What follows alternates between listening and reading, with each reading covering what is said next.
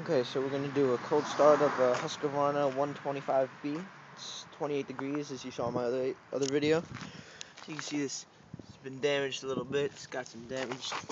I accidentally ran it over with the Dodge Ram over there. But let's do it. So we're going to put it all the way, choked. I usually like to give about 10 primes. Let's do that. Okay.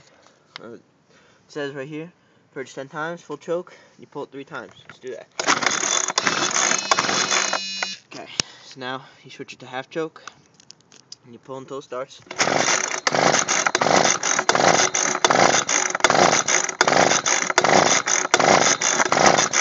Okay, it looks like it needs some more primes, so let's try that. A couple more. Back to full choke. Let's try. Switch to half choke. Let it run like that for about, I don't know, 30 seconds to a minute.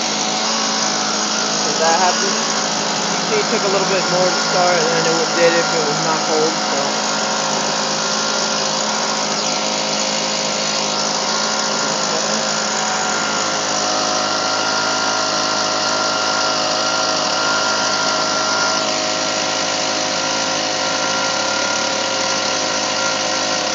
Now it's about warmed up, just switch it to no choke.